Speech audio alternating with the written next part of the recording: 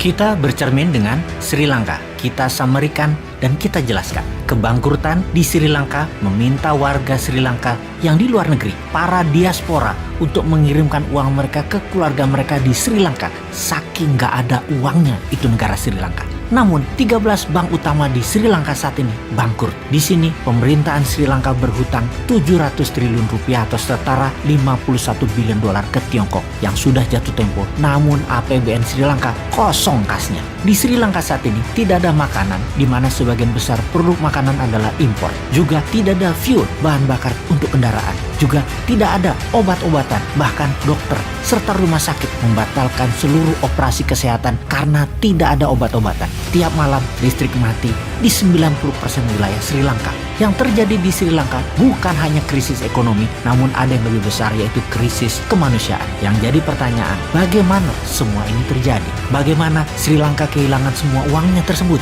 Kita akan jelaskan dalam episode kali ini untuk menjadi pelajaran bernegara bagi kita semua. Kembali ke Sri Lanka. Pertama ada masalah kebijakan atau government policy. Kemudian ada masalah politik. Dan kemudian ada masalah yang namanya Tiongkok. Akar dari banyak masalah di berbagai negara. Kita mulai dengan kebijakan negara di Sri Lanka. Hasil saat ini adalah buah dari mismanagement yang panjang yang telah dilakukan oleh Sri Lanka, yaitu masalah fundamental. Impor lebih banyak dari ekspor, belanja negara atau spending lebih banyak dari earning atau pendapatan negara. APBN Sri Lanka negatif. Neraca perdagangan defisit karena banyak impor. Anggaran defisit karena kebanyakan belanja spending. Ini juga disebut dengan double debt atau hutang ganda, di mana ini juga biasa disebut dengan resep sukses untuk bencana ekonomi sebuah negara. Cara Sri Lanka menyelesaikan masalah defisit tadi salah kaprah, yaitu dengan malah menambah hutang. Hutang Sri Lanka saat ini 111% dari GDP, alias lebih banyak hutang dari jumlah barang produksinya. Lebih parah lagi, di saat ekonomi sulit di tahun 2019,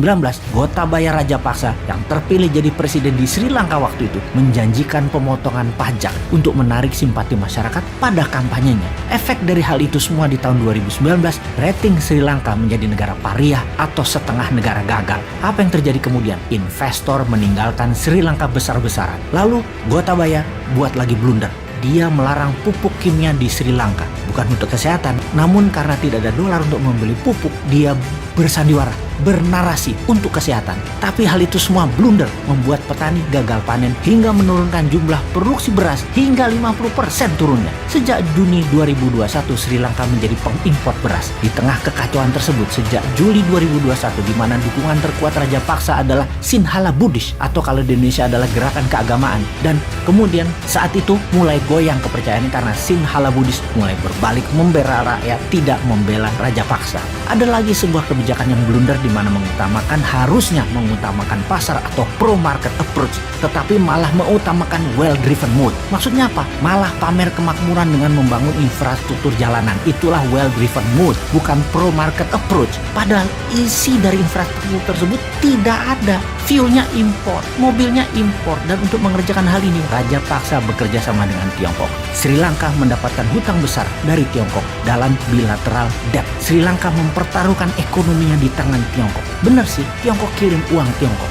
Tiongkok kirim teknologi, Tiongkok kirim SDM, termasuk kirim virus Wuhan. Semua dikirimkan karena sejak awal memang Sri Lanka buruk di dalam pengelolaan keuangan negara, dan ini memang dimaui semua peminjam, mengharapkan yang dipinjamkan tidak bisa kelola uang. Efek virus Wuhan tadi, pariwisata Sri Lanka yang merupakan 13% GDP nasional turun. Di tahun 2020, turis hanya berjumlah 170.000 orang saja dengan pendapatan sekitar 2 billion, di mana di tahun 2019 ke belakang mencapai 2,3 juta turis datang atau senilai 7,5 billion dolar. Agrikultur yang merupakan 8% GDP Sri Lanka turun hingga 4%. Kemudian cari utangan, di mana India mengambil peluang tersebut untuk juga melakukan debt trap ke Sri Lanka, menambah beban negara Sri Lanka yang pada akhirnya Rajapaksa mendevaluasi rupiah Sri Lanka turun 32%. Dan ternyata bukan menambah kekuatan pasar, namun membuat turun purchase power, daya beli kekuatan rakyat. Saat ini inflasi di Sri Lanka 30%.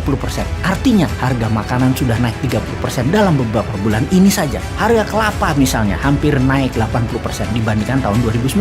Harga bawang naik 100% dalam 2 tahun ini. Harga beras naik 90%. Harga ayam naik 55%. Yang terjadi di Sri Lanka kalau bisa disimpulkan, inflasi tinggi, utang negara tinggi, tidak punya cadangan devisa, serta mata uang yang turun terus nilainya. Setiap hari, yel-yel masyarakat go gota go menggelegar seantero Sri Lanka. Berapa sih cadangan devisa Sri Lanka saat ini? Hanya 1,9 billion US dollar saja. Hanya sedikit lebih banyak dari kekayaan selebgram dan seorang model Kylie Jenner yang berusia 24 tahun tersebut. Saat ini, Sri Lanka perlu uang untuk memberi makan 22 juta penduduknya, memberi keamanan dan membayar hutang negara. Saat ini untuk membuat muter ekonomi Sri Lanka perlu dana sejumlah 20 billion dolar. Siapa yang mau meminjamkan pada saat jaminan keamanan bernegara dan kelolaan negaranya amburadul seperti itu? Semoga ini semua menjadi pelajaran buat kita.